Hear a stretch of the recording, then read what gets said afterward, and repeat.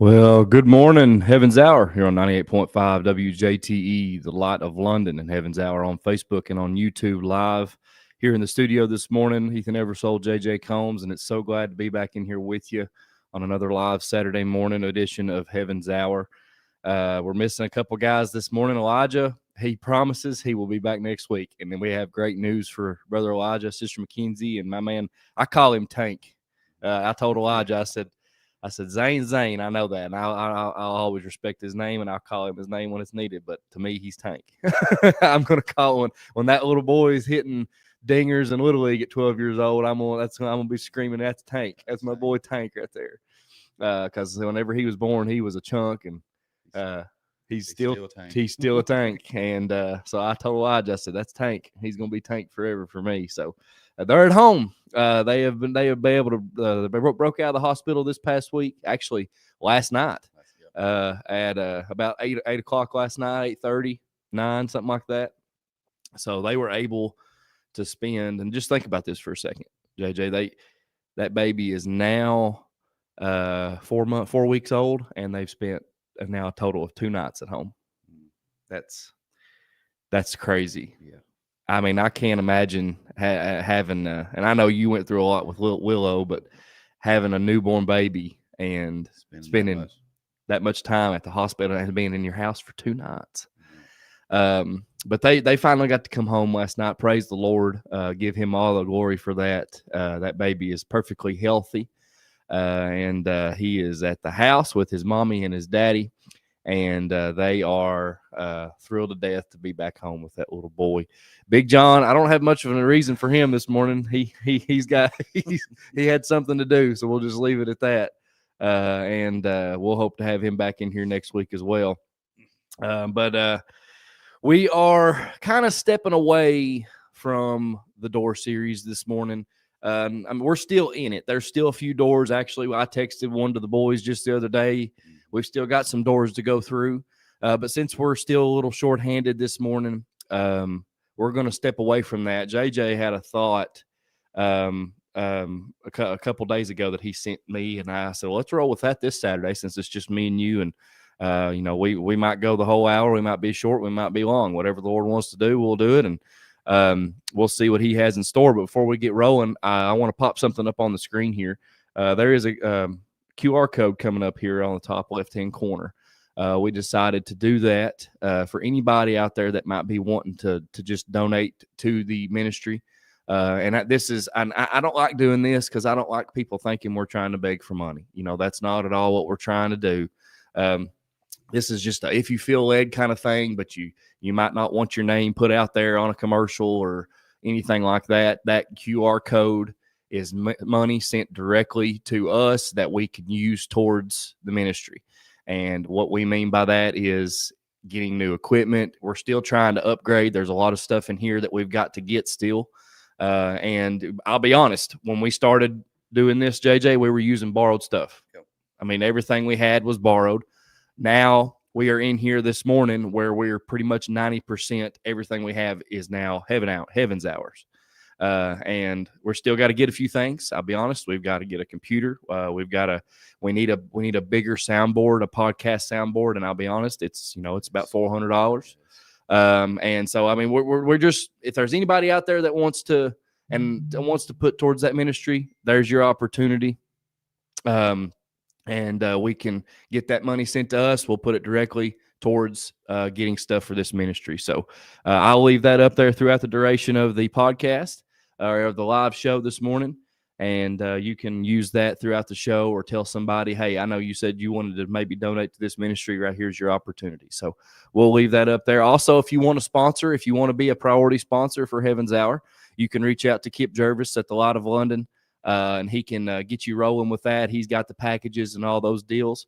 So you can call him there at the Light of London, and he will get you set up on one of those. And JJ will get you a commercial made, and we'll play you here on the show. And you'll be right there with Tiffany Edmondson and Laurel Funeral Home, who are our 2 priority sponsors. And we are more than thankful for them because they have helped us get to the point that we're at here this morning. So we're thankful for them. But we just wanted to throw that out there. Once again, the QR code will stay up. If you want to use it, feel free. If you feel led to do so, we would greatly appreciate it. And little as much when the Lord's in it. There is no little or big amount. If $5 is what you feel led to give, then we're grateful for the $5. Whatever it is. But I'm going to pass it over to JJ. He was the one that kind of the Lord kind of dropped this in his heart. So I'll kind of turn it over to him and let him kind of introduce where this come from and what we're talking about this morning. The other night I was having a conversation with my wife, and we was talking about, it's getting fall season, and during fall season, everybody's, pumpkin patch, all these different things, looking at all these events that they want to go to. And I told her, I said, during fall break, I said, I'm not really interested in going anywhere. I said, I don't have to do that. And she got to talking, and she said, I think I just have fear of missing out. And I said, what do you mean? Didn't she call it FOMO at first? Yeah. Yeah. And you were like, what's FOMO? Yeah, she said, I think I got FOMO. I said, whoa. Before you keep going, let's back up a little bit, because Michaela done that to me a while back. She said, I've got major FOMO right now. And I said, do I need to take you to the hospital? What's FOMO? I'd never heard that. So yeah, I know how you feel. But yeah, she said, I think I got FOMO. I said, whoa. I said, what's FOMO? She said, fear of missing out. I said, what do you mean? She said, I think because I tell her all the time, I said, you're wanting to do something constantly. Not that it's anything that she wants to do is bad, but unless she's active and doing something, keeping busy, it's like she feels like she's not doing anything. And she said, I think I just have fear of missing out. She said, I want to do these things for the kids so they don't miss out on these opportunities. I said, well, I said, you know what? I said, I have FOMO too, but in a different aspect. I said, I have fear of missing out on heaven. And she said, you know what? She said, she was the one who brought it up. She said, that would be a good idea for one of your all shows. Thank you, Joanna. I said, absolutely. Yeah, it is. And it went from there. But, I got to thinking, fear of missing out, it is like a diagnosis now when it comes to like psychology and stuff. Like they have, like it's like a legit thing. If you go see a psychologist about it, they might diagnose you with FOMO. Yeah. And, I've never heard of it until I started looking it up, researching. I've heard of, people, not wanting to miss out on things and wanting to partake and go out and do different things. But as far as like a diagnosis or that, psychological condition of fear of missing out, I had never looked into it. And the more I got to thinking about it, I said, you know what? I said, there's people in the church world that suffer from that, but on a negative perspective, not that they have a fear of missing out on heaven. Like their life is consumed with wanting to be doing this, doing that, instead of being active in the house of God. And I started thinking, I said, Lord, I said, your word is full of wisdom, on this topic. I said, what scripture can go with it? And I got to studying, and I landed on Ecclesiastes. I think I say that right. Ecclesiastes. Chapter 2, starting with the first verse. This is Solomon writing, and it said, I said in my heart, go to now, I will prove thee with mirth. Therefore enjoy pleasure, and behold, this is also vanity. I said of laughter, it is mad, and of mirth, what doeth it? I sought in my heart to give myself unto wine, yet acquainting my heart with wisdom, and to lay hold on folly, till I might see what was that good for the sons of men, which they say do under the heaven all the days of their life. Then it said, I made me great works, I builded me houses, I planted me vineyards, I made me gardens and orchards, I planted trees in them of all kinds of fruits. I made me pools of water to water therewith the wood, and that bringeth forth trees. I got me servants and maidens, and had servants born in my house. I also had great possessions of great and small cattle above all that were in Jerusalem before me. I gathered me also silver and gold and the peculiar treasure of kings and of the provinces. I gat me men singers and women singers and the delights of the sons of men as musical instruments and that of all sorts. So I was great and increased more all that were before me in Jerusalem. Also my wisdom remained with me. And whatsoever mine eyes desired, I kept not from them. I withheld not my heart from any joy, for my heart rejoiceth in all my labor, and this was my portion of all my labor. Then I looked on all the works that my hands had wrought, and the labor that I had labored to do, and beheld, all was vanity and vexation of the spirit, and there was no profit under the sun.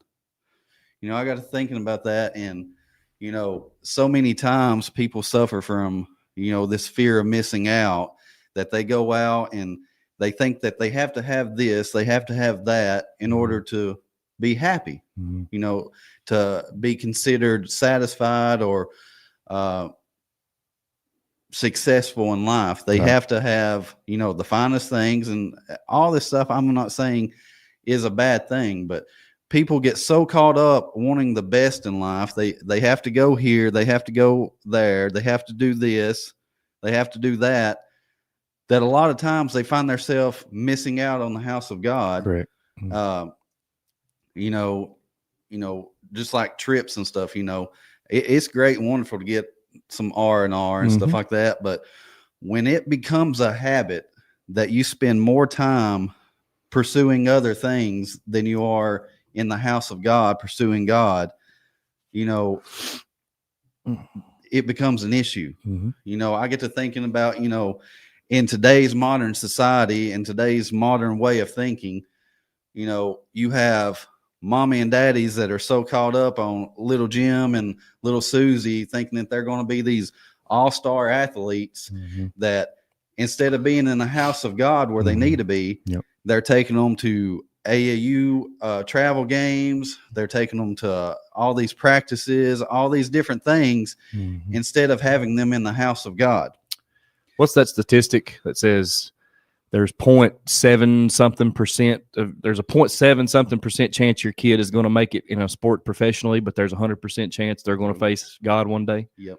Well, speaking of statistics, I did some studying. Did you do some background checks here? And, like I said, we think little Jimmy, little Susie are going to be these professional athletes. So therefore, we may not consider it a bad thing because we're doing something that those kids enjoy and thinking that we're doing something to better them. And therefore, we have a tendency to back away from church here and there and miss church here and there. I go Sunday morning, but, Sunday night, Wednesday night, I've got this other stuff not to that do. important. It doesn't become important to them. It loses its, a savor to them. And the more they do it, the less it bothers them. But let me give you some statistics when it comes to little Jimmy and Johnny making the professionals. All right. It says 0.16%. 0.16%. So I was giving it a higher percentage of high school athletes are drafted by a Major League Baseball team. Yeah. All right. That was a pretty low percentage. That's pretty low. But, let's dive into the world of basketball where we think everybody's going to be the next. Especially around here. I mean, basketball's king around here. So 0.0096. 0.0096% of high school athletes are drafted by an NBA team. But yet we spend every weekend, every minute of the day in a gym doing travel ball, doing workouts, thinking that our kids are going to go to the NBA instead of having them in the house of God. And like you said, I mean, there's a less than whatever percent of them ever making the professionals. But you're 100% right. There is a 100% chance that they're going to stand before a just and a mighty God and face judgment. I don't want to leave girls out, so let's talk about the WNBA. 0.0077% of high school athletes are drafted by a WNBA team. Mm-hmm.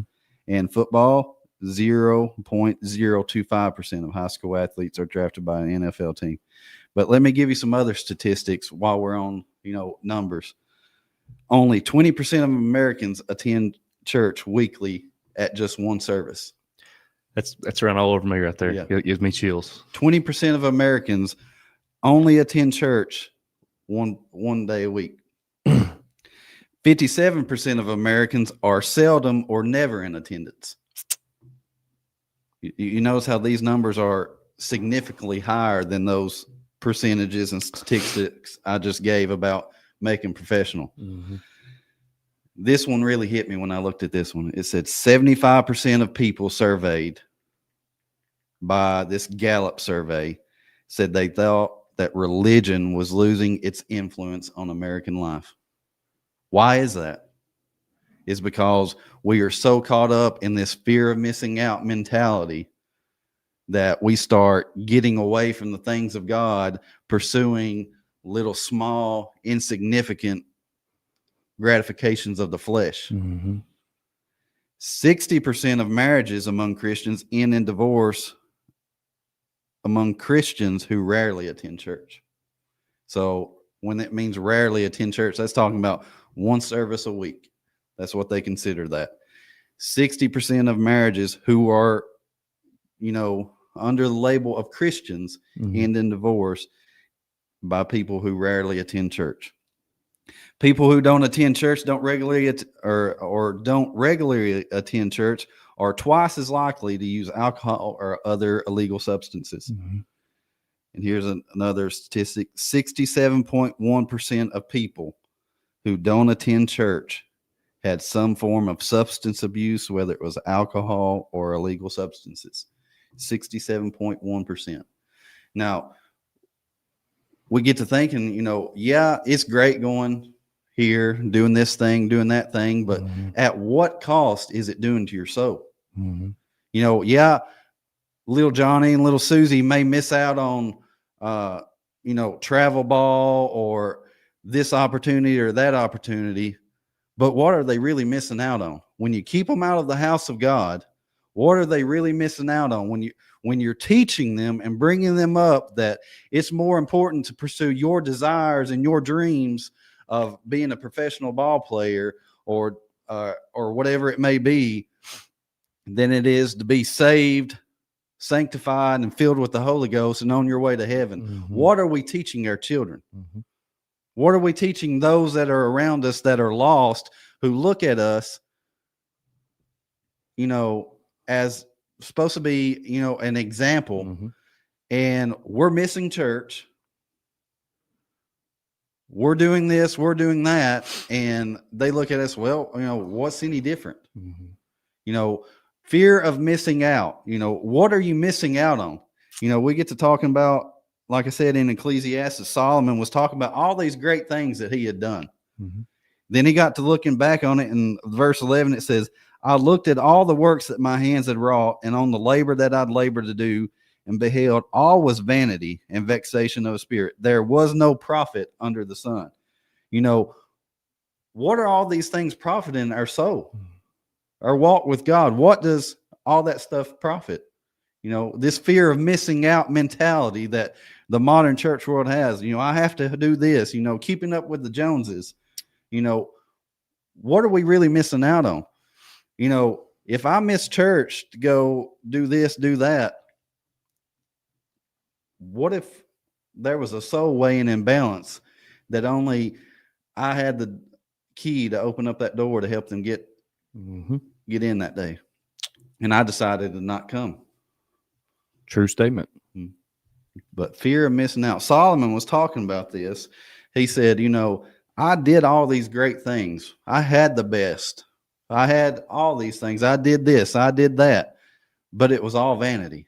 It didn't mean anything. There was no profit under the sun. It says that King Solomon examined his heart, and it was dissatisfied and empty. It said pleasure and mirth were only vanity. So many soap bubbles that quickly burst and left nothing behind. You know, he was talking about how he drank the best wine and did this and did that and, you know, had all sorts of pleasures. You know, that's what people do. You know, they have this fear of missing out. Well, if I'm in church, then look at all these people who are having fun doing this and doing that. Yeah. Well, what am I missing out on? Mm-hmm. And that's where that fear of missing out mentality comes from. You know, they're out here going out on the weekend, having great fun, partying, doing this and doing that. You know, what am I truly missing out on? Am I missing out on something? And then it becomes this struggle of, do I stay in or do I go out and experience that? Do I keep going to church, or do I go follow all my friends who are going out partying and drinking and doing this and doing that? You know, and all those things, you know, anybody that's ever overcome substance abuse, you know, whether it be alcohol or other drugs, they'll tell you that, yeah, you may experience a little gratification at first, you know, the pleasure of the flesh, but it takes you down the road. Well, I have to do more and more and more, because doing what we one time did not satisfy where we was at. And it takes us down this spiral road. And, you know, he even said, you know, they're like bubbles. It quickly bursts and leaves nothing behind. Yeah, we have a little bit of gratification of the flesh at first, but it soon dissipates and there's nothing left. And I can speak from experience in this area, JJ. I know I've been there. Yeah. I was, and it wasn't that I was depressed or per se or looking for something in all the wrong places, but I was just overtaken by the world so much that I thought, okay, I'm a 22-year-old college student. I have to go out and party. I have to go out to the bars and I have to go out and drink. And what I'd come to realize was, it's just like, and that's a perfect, I love that description.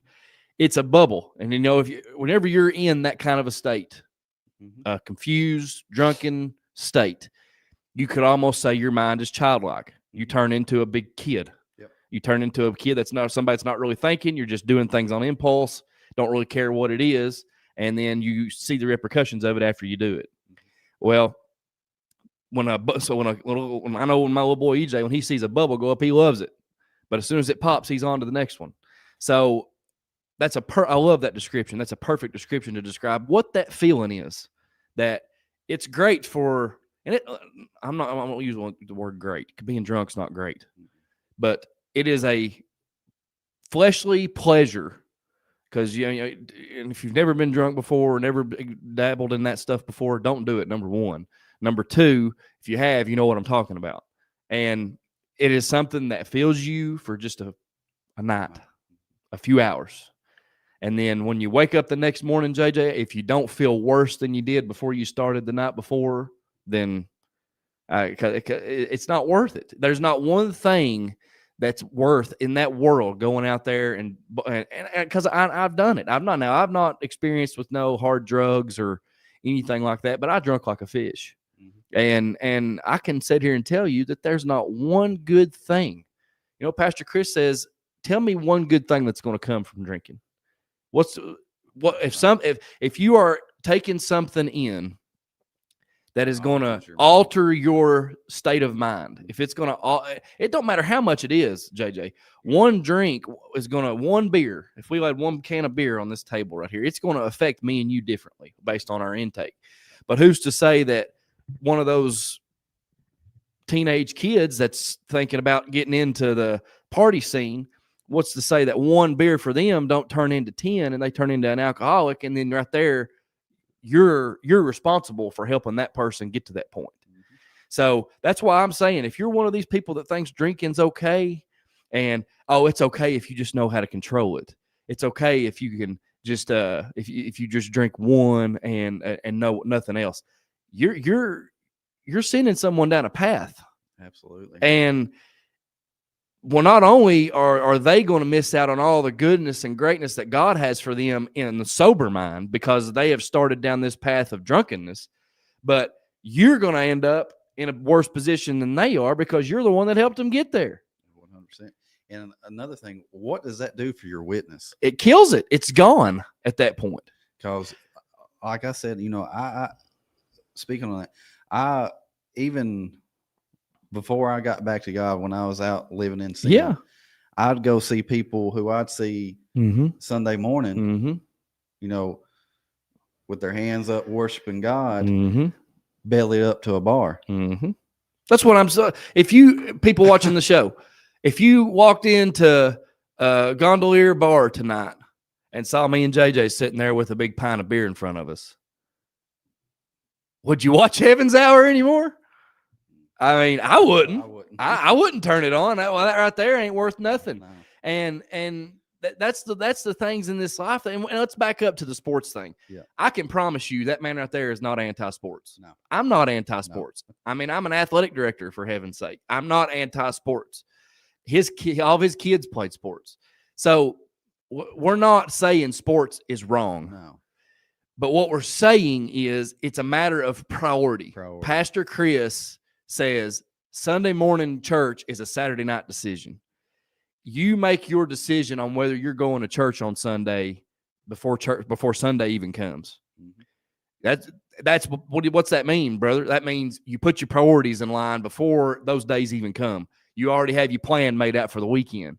And most of the time it is going and playing travel ball, staying gone Saturday, Sunday nights all weekend. And I know kids want to go out and be a part of teams and experience those things, but there is no other team more important to be a part of than God's team. That's right. And let me tell you right now, there's a whole lot more that they're going to learn in Sunday school than they are on a ball field on Sunday. 100. And we're not trying. We're trying to be hard a little bit here. That's. I'm not trying to say that these parents and kids should be ashamed of themselves, and but I mean, the kid's going to have 100% chance of standing before God one day. Parents, so are you. 100%. Yep. And you have to be. So are we. Yeah.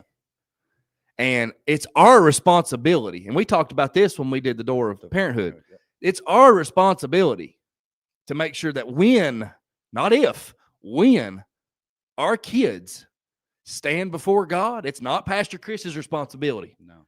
Now, he's going to give them the word when they're there on Sundays and Wednesdays, but it's our responsibility to show them the way to go in the house, at home.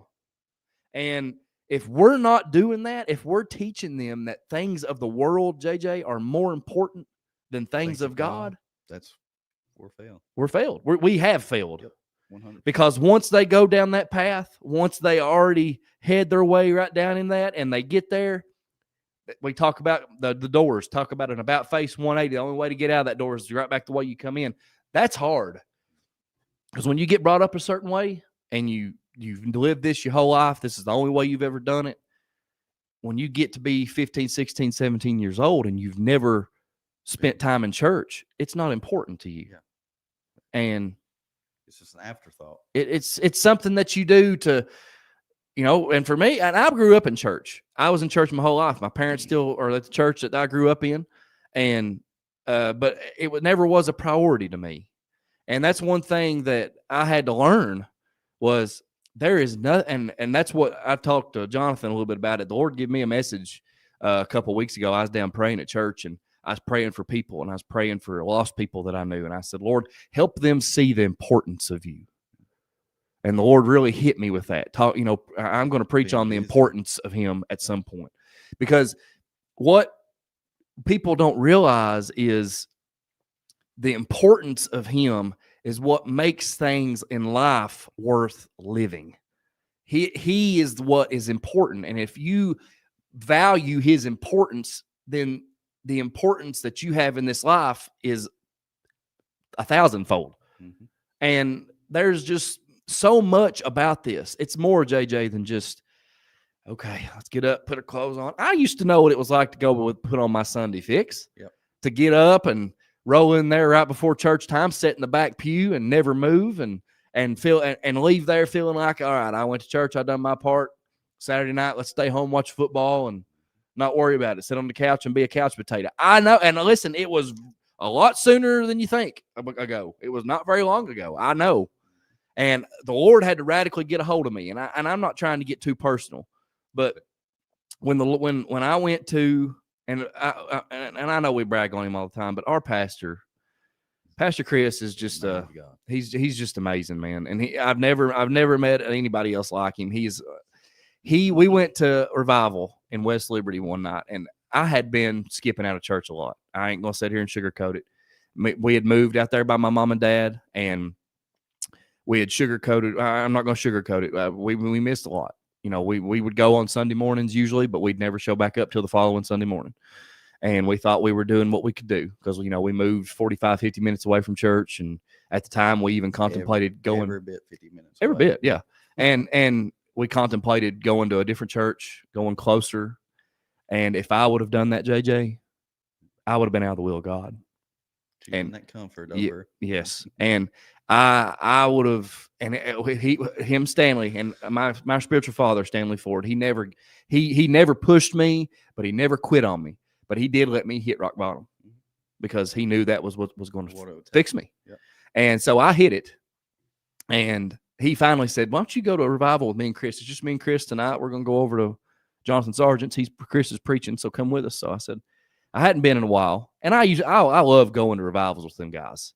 And you get to go with us now. And when we get on the road and we go to these places with them, man, it's great. It's awesome. You learn so much, just the wisdom that you get to see.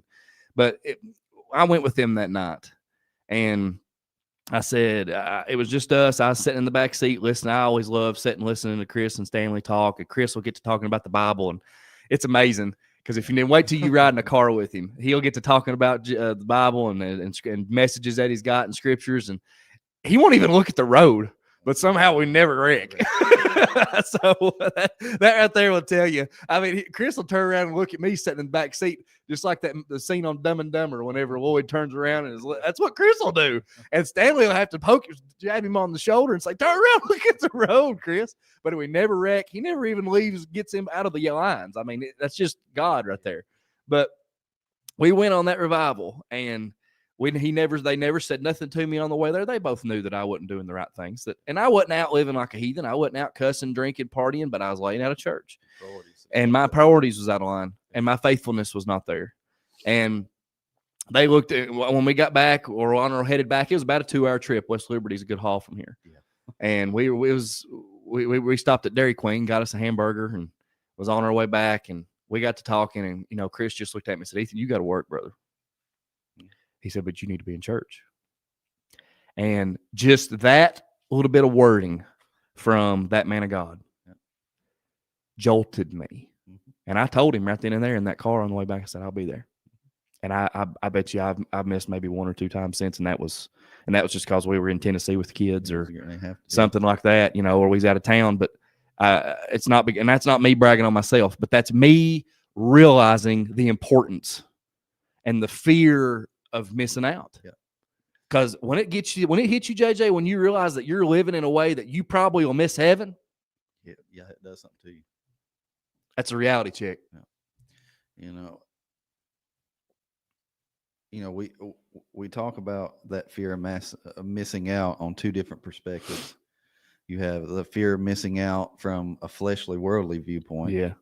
Then you have the fear of missing out from a child of God's viewpoint of missing out on heaven and all it has to offer and everything.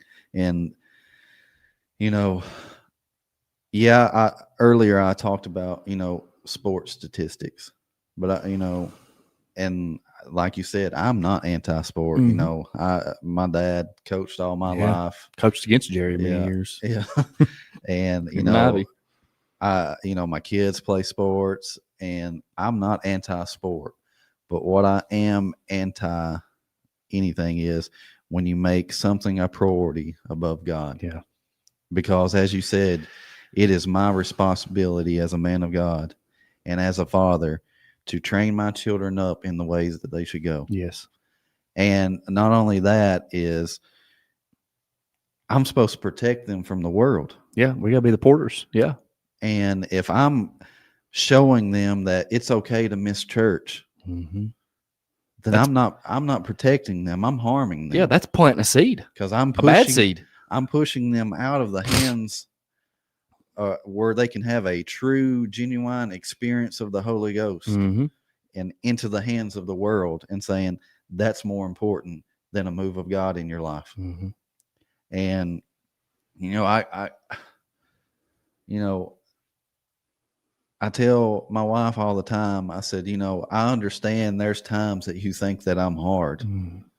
that I'm doing things to keep them from missing out and this and that. But I've told her time and time again, I said, it's not that I'm doing anything to hurt their feelings or to harm them. Is I'm trying to keep them out of hell. Yeah. Yeah, I may make decisions for them to miss out, but I'm trying to keep them missing out on ending up in hell. And that is what weighs on my heart as a father. I don't want to show them that it's more important to satisfy the flesh and be successful in life and have all these riches and fame than it is to be a saved, sanctified child of God. Because I would rather have nothing to my name and serve Jesus than to be, a billionaire and have everything and not have him. Mm-hmm. There's people out there that will say, well, what does going to church have to do with anything? I'm a good person. God's not going to keep me out of heaven. And I heard somebody speak just this morning when I was on my way. I was listening to some videos, and he made a great analogy. He said, people say all the time that they're a good person, that God's not going to keep them out of heaven. No, God's not. And he said, let me put it this way. He said, say somebody down the road has this huge, nice mansion. I mean, it's great. And you go up to them and knock on the door and say, hey, I'm going to come live with you now. What do you think their answer is going to be? He said, more than likely 100% no, because you have no relationship with them. Mm-hmm. They don't know you. Mm-hmm. So why in the world would you being a good person matter to them about moving in and staying with them? And that's the same way we are. Yeah, you may be a good person, but if you don't have a relationship with God, if you don't have any form of relationship with him whatsoever, why would he let you come in and live with him? Mm-hmm. Yeah, good. Being a good person is great. We should all strive to be good people, but that isn't the mark. Mm-hmm. Unless we have a relationship with him, then it doesn't matter. And let me give you a little bit more before we go to break here about being in church. Well, I'll give you scripture. Book of Hebrews talks about forsake not the assembling of yourselves. What's that mean? That means gather together as like-minded Christians and worship him in one mind and one accord.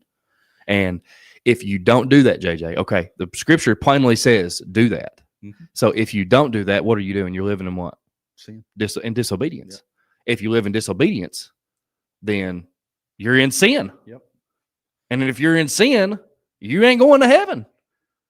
So if we're putting it plainly here, to know to do good and do it and do it not, yep. To that man, it is a sin. It is a sin. And if you do not understand it's just go back to the analogy JJ just gave you. Being in God's house is pretty much like God welcoming you into his house. Why? Because that's where his presence is. Mm-hmm.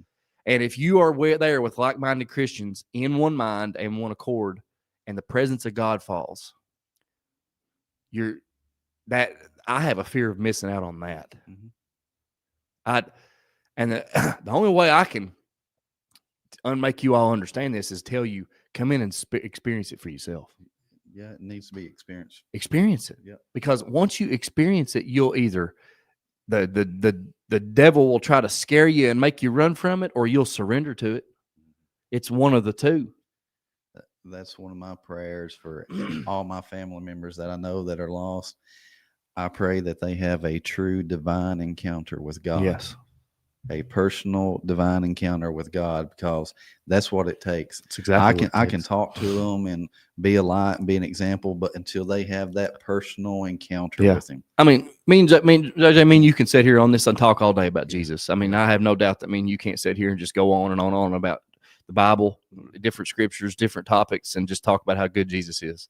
But until people Me and you talking is one thing, and yeah, we'll preach the word till me and JJ leave here. That's what we're going to do. But until you get in there and experience it for yourself, I mean, I say this all the time. Michaela's cousin Aaron, he was a stud at Call of Duty, and his gamer tag was "Try Me," and his game his little clan tag before the "Try Me" was just, so it read "Just try me." Just try Jesus. Just try the atmosphere of the Holy Ghost falling in a room, and tell me that it's not life changing. And once you experience it, you'll never want anything else. It's like I said, you'll either surrender to it or you'll just take off and run from it. It's only two options you got. You can't sit there in it and not feel something either way. One way or another. One way or another. You're either going to accept it or you're going to run from it. Let's take a break, and then we'll come back and close it out here on our last segment here on Heaven's Hour on 98.5 WJTE, the Light of London, and Heaven's Hour on Facebook and YouTube. Welcome back to Heaven's Hour here on 98.5 WJTE, the Light of London, and Heaven's Hour on Facebook and YouTube Live. We hope you enjoy that song. If that ain't perfect for what we're talking about here this morning, I don't know what is. And we hope you enjoy those praise breaks. It just kind of gives you a second to break up from listening to us jammer a little bit and get some worship in. And I love that song. That's always been a good one. I love Ben Fuller. And we're talking about having a fear of missing out. And if you'll remember back at the beginning, JJ was talking about how Joanna said the FOMO, and Michaela done the same thing to me. And I had no idea what FOMO was. We both had to be enlightened. Yes. But I'm going to give you another, something to kind of go along with this. Another, what do you call them? If you a FOMO, what are them? Like analogies, or what's the word? I'm not an English teacher. Jessica Ford would be mad at me. Synonym, pseudonym, something, acronym, one of the NIMs. Yeah. All right. So I do numbers. Yeah. So there is another one that kind of goes. A lot of you all have heard of the one YOLO, and I do know that one. That one's you only live once. Well, that is the most truest statement that's ever been made. You do. You only live once. And a lot of people say that they take that and say that you need to do everything that you possibly can in this world, because once you're dead, you're dead. I agree with that. I'm not going to say that that's wrong. And coming from a guy that's got two little kids, we're going to Disney in December, and I want my little boy loves Disney. I want him to experience Disney. Yes, absolutely. That's something. Yeah, I understand where you're coming from. He's going to love it. Mm-hmm. But it kind of backtracks into what JJ was saying. You only live once on this earth, on this life. You only live once. As far as us in the flesh, heart beating and eyes opened. Yes, correct. But that is wrong in a sense of spiritually.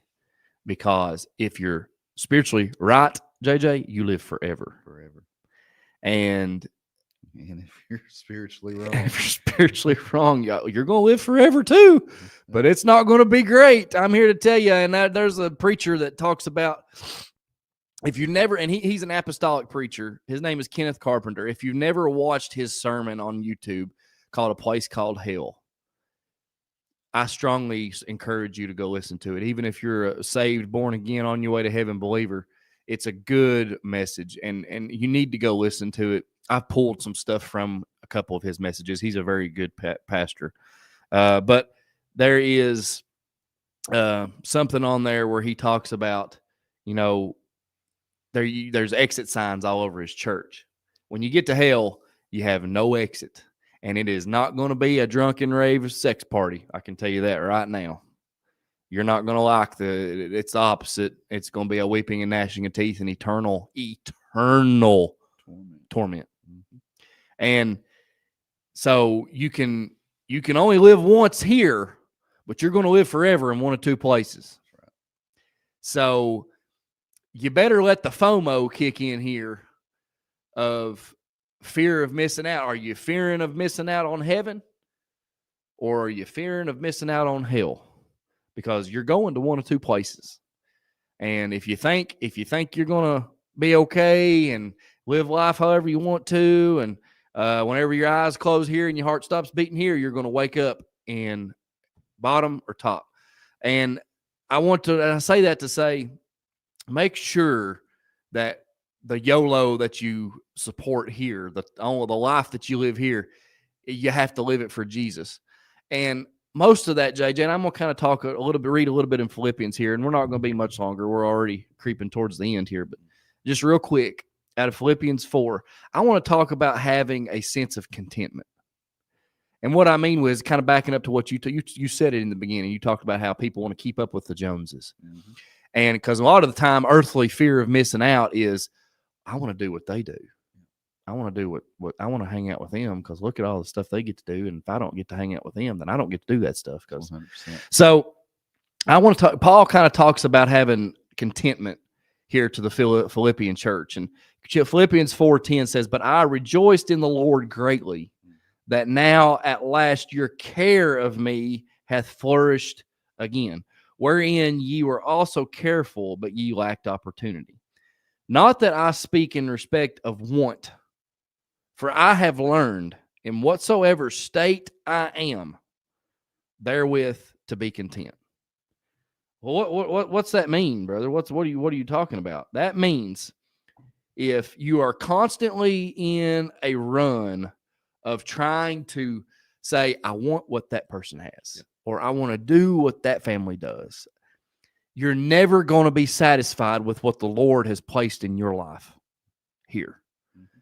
And if you're constantly running and trying to catch up or keep up with the Joneses, then your mind is always going to be focused on what I can do to get that, and not what can I do to serve God.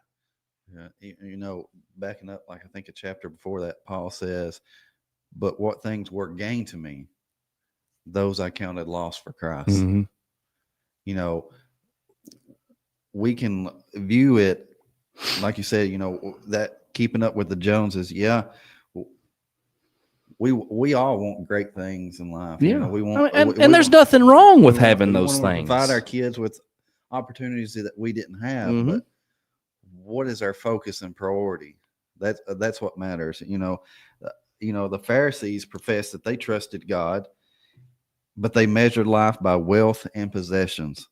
And it says, the same as the unbelieving worldly crowd, far too many professed Christians today are making the same mistakes.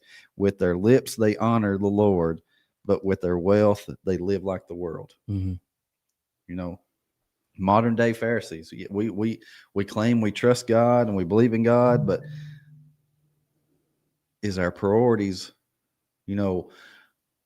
about the fear of missing out of heaven, or is it the fear of missing out that I don't get to do this thing? Mm-hmm.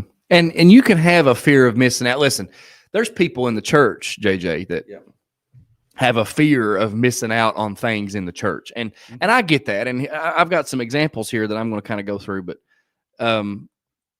what we realize is we're always focused on, and I told you before I got here, the Lord kind of dealt with me on, we want what somebody else is getting, but we want to get it at their circumstance, not at ours. And we want to get it based on their anointing and not our own. And there's a lot of stuff that if we're not careful in church, we can blind our own eyes into receiving what the Lord wants to give us, because we're so worried about what so-and-so's getting or what so-and-so's doing. And we have a fear, I guess you could say, a fear of missed opportunities in the church. For example, this is just one that comes off the top of my head and kind of based on what this little article says here. There's a group of women going to a women's conference. There's a women's conference going on somewhere, and they want all the women that wants to go. Well, a certain woman can't because, they've got 2 young kids. They don't have any babysitters. Their husband travels out of town. There's no way that they can. And the whole time that they're not with the women, they're more worried about the fact that they're not there instead of being thankful that the ones that are there are going to be able to get what they can. And sometimes it just works out to where things like that happen, and that's having a fear of missing out on opportunities. Mm-hmm. There's not one thing wrong with that. You want to be in God's presence. You desire to be in God's presence, and you desire to see God move for you.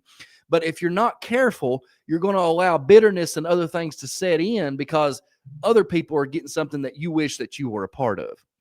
So maybe there's a little bit of being content in where you're at the time because you're at home with your babies. You can teach them about Jesus, and you can show them the love of Jesus that you can show through your nurturing motherly love or fatherly love or whatever the case, not just mothers. I'm not trying to pick on women. Could be the same thing for a man at a men's conference. I'm just being real that if you're not careful, you're allowing yourself to set up shop in a spirit of bitterness or worry or resentment because you think that them people are going to be able to go get something that I can't. Yeah, you're missing out on it. Yeah, and it is a fear of missing out. It's a fear of missed opportunities, and so all that can take place right in the church. That can take place when you're trying to do the right thing, and you don't even really realize it. And I guess number 2 is we fear a lack of true community. So if you're not in church, you're missing out on being with your brothers and sisters. And if there's something that keeps you from being able to go to church, there's something that can there's something that's going to come inside of you and make you miserable because you're missing out on the community. You're missing out on the what by that word's camaraderie that you get in church.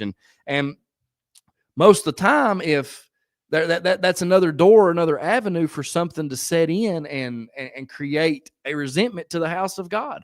And all of this is a fear of missing out, a fear of missed opportunity. And if you're not careful, JJ, then it's going to allow a bad spirit to creep in and cause worse things to take place. 100% right.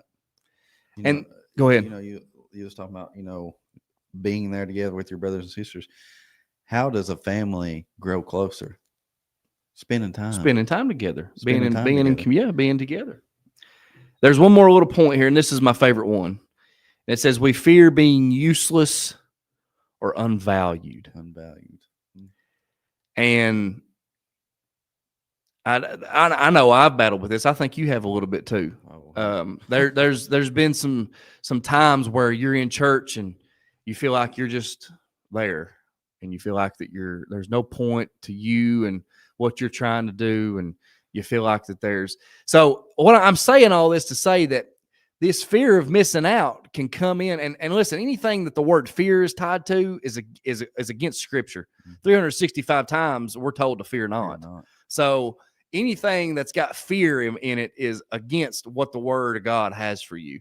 And if you are in a feared state of mind of you feel useless, you fear of being left out, you fear of being unvalued, all of that, JJ, and I say all those 3 points to say, all of that can set in a tone of some sort of a bad spirit to keep you from coming back to the house of God.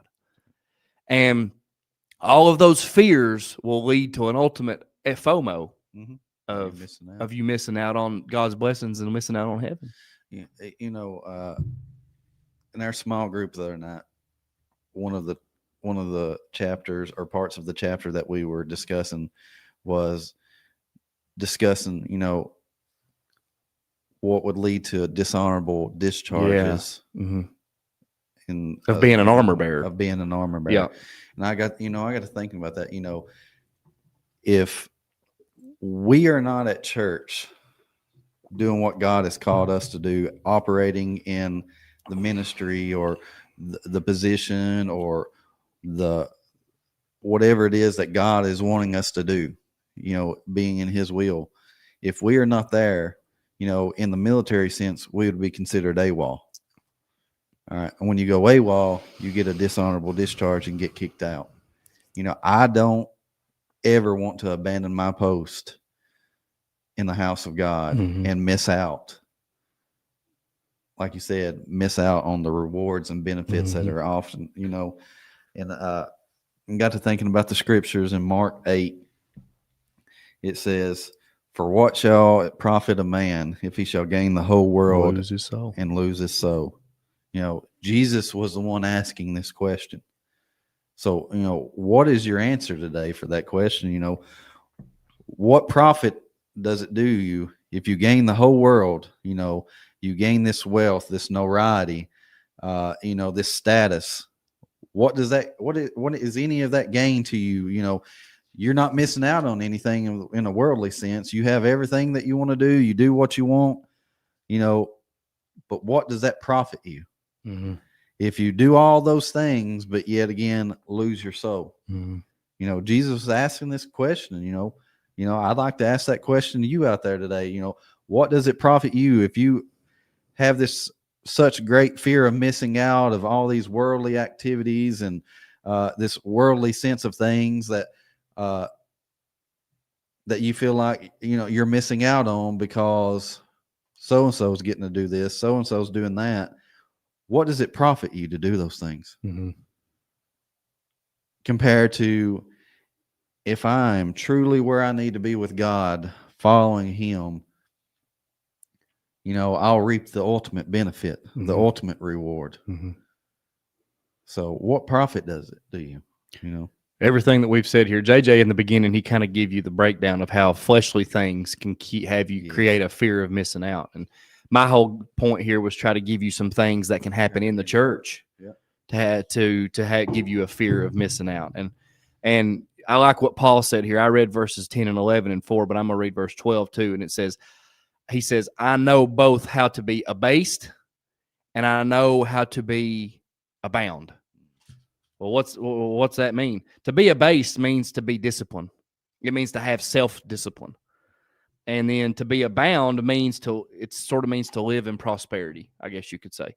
So this is what I mean by being content.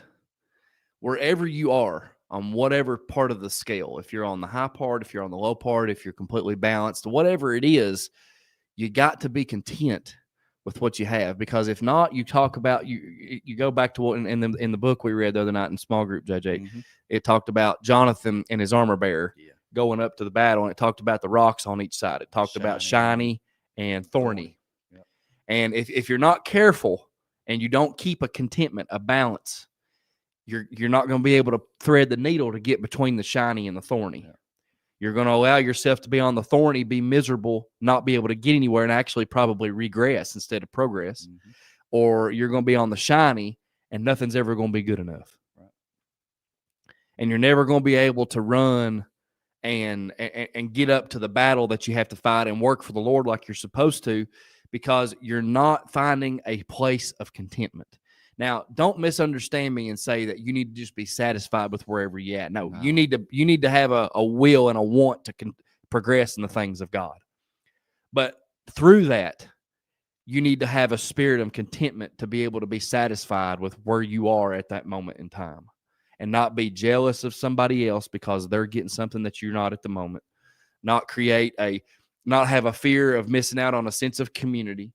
Not have a fear of being undervalued and underappreciated. All of that is just tactics of the enemy to cause you to not want to come back to the house of God. Mm-hmm. If you go to church tomorrow, and not if, you need to go to church tomorrow. Go to church tomorrow. When you go to church tomorrow, do not let something that goes on in there keep you from coming back tomorrow night. Don't be, because it's like JJ said, there is nothing more important than this. You need to make sure that you're doing everything you can to not miss out on heaven. There is not a ball game, a concert, nothing worth it. Now, everybody takes vacations. Our pastor takes sabbaticals. I mean, you got to get away every once in a while. You got to get that R&R that you're talking about with your family, and I get that. But when you're constantly putting something over God, that is making it an idol. Mm-hmm. That's idolizing it over our King, because you are saying that by choosing it over and over and over again, it's more important than God. So you better make sure that what you're doing is worth it, brother and sister. Yes. Because if it's not, you'll understand one day what it means to have that FOMO. Yeah. You're like, my mind gets drawn back to what you just said about Lazarus and the rich man. Yeah. Lazarus had nothing. But in the end, he had everything. But the rich man, he had everything, done everything. Mm-hmm. But in the end, look where he ended up at. Yep. And he's still there. He even begged just for. and then try to get Lazarus to go warn others, because he realized that warn his brothers. Yeah, the life that he was living, even though he wasn't missing out on anything, because he probably had a fear. I got to do this, I got to do that. He wasn't missing out on anything, but in the end, it cost him, and he realized that, and he tried to get Lazarus to go warn his brothers. Your fear of missing out can cause you to miss out. But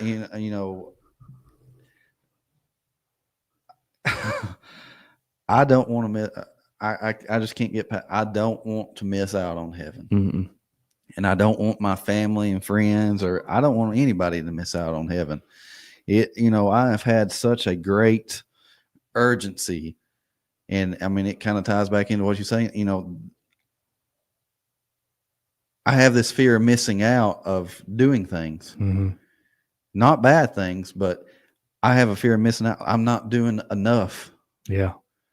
For God. Yep.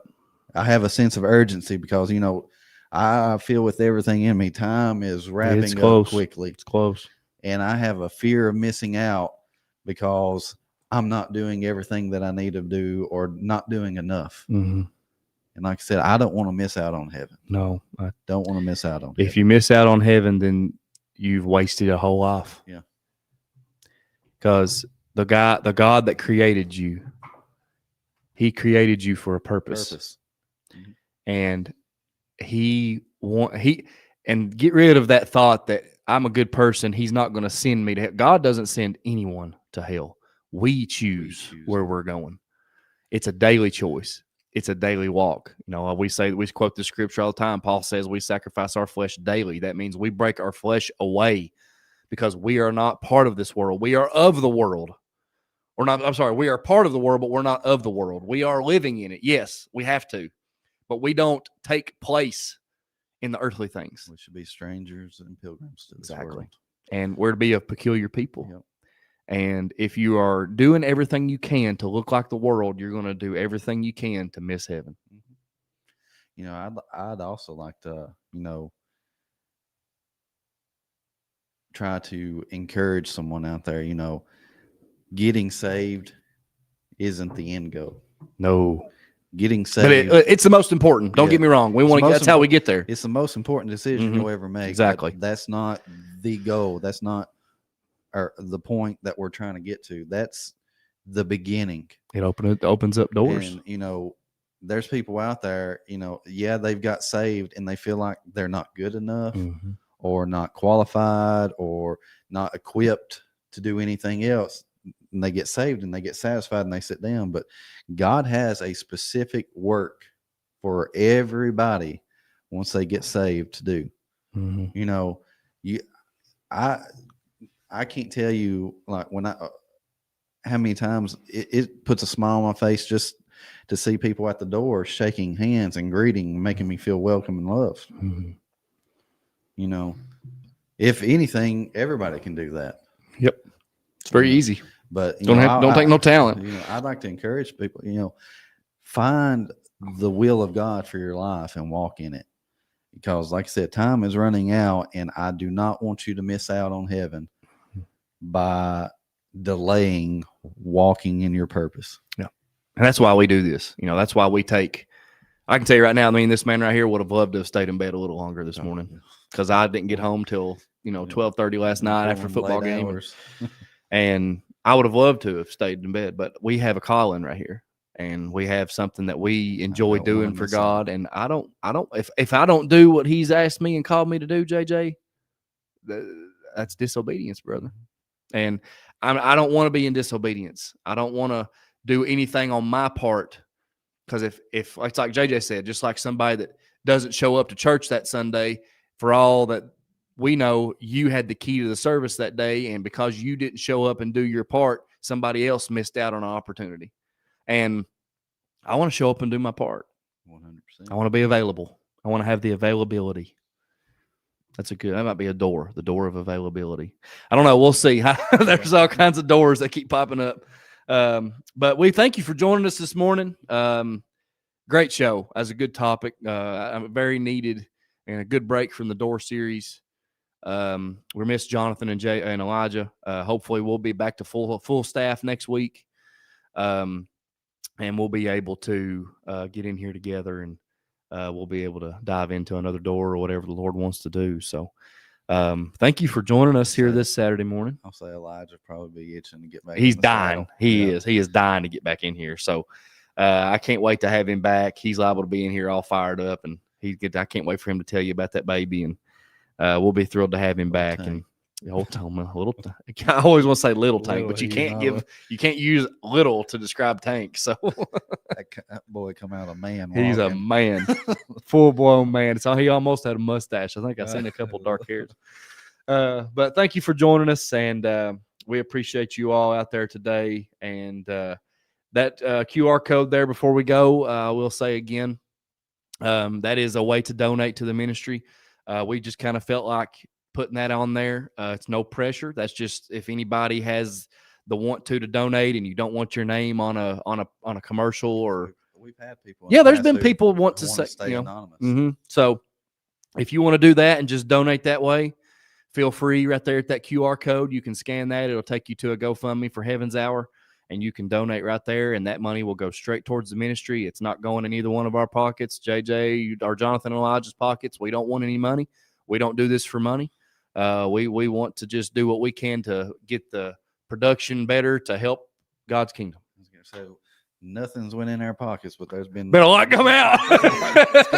Yeah, you see this banner and sound panels and stuff like that. These chairs, soundboard, microphones, lights. I will say sponsorship money did help us get our camera and our tripod and a few other things. So it does help. And we want to get and we're not trying to say we're ungrateful for what we have. If we never get anything more than what we've got right here, the Lord has done more than enough for us to be able to work in this platform and go for it. But I'm just saying, like I said, we still have some stuff that's borrowed, and we're just trying to get all of our stuff, all of the Lord's stuff. We can't operate on borrowed stuff. We need Heaven's Hour official gear, and we're just trying to. That would preach borrowed. Well, here you go. See, it's amazing how that works out in here. But that's that QR code. You can scan that before we sign off here. You can go back all throughout the show once it's posted, and you can pull that up, scan it, and donate straight to the ministry, and we'll use that money for the good of the ministry and for the good of the Lord, and get whatever we need for the show. And you can also find us on, if you saw the intro, we're now on Spotify. So you can go, and if you go to any of our social media pages, our Facebook, our TikTok, we now have a TikTok that we're posting little videos on. If you go to any of those, there's a link on there that's got all of our social media accounts tied to that link. You can click on that. It'll pull them all up. So go check that out. Look at all of our pages. Share the stream. Like the stream. If you're watching it on Facebook, share, like it. We really appreciate it, just to help get this show out there. Not for us. Just we want to help find a way to let people hear the show, and maybe they'll hear something that's a help to them. So that's our main goal. We want to see people saved. We want, because it's like JJ said, time's coming to an end. We want to take everybody we can with us, and we'll get on here and preach every week. And we might have a Heaven's Hour revival, or we just do a everyday. We do a everyday show for a week or something, and we'll have we might just have a deal, and we might start doing some things too, where we don't come in and as a group, but one of us might have a message Phil led, and we'll come in here and just go live and preach a message on here. Whatever it is, this platform is for the Lord, however He wants to use it, and we'll just do what He wants us to do. I always say when I preach, I just want to do what the Lord wants to do, and then I'll get out of the way, let Him do the rest. Yeah, I said I struggle with communicating a lot. I'm a very introverted person, and I guess my thoughts are faster than what I can get them out, and I get tangled up. But as long as we preach Jesus and get more, get His message out more to people, I feel that I feel like that's a win. It don't matter if I stumble over every word, as long as I'm preaching Jesus. That's right, brother. That's right. Well, before we go, we'd like to invite you to church. If you don't have a home church, we'd love to have you at Higher Praise Ministries, Mount Vernon, Kentucky.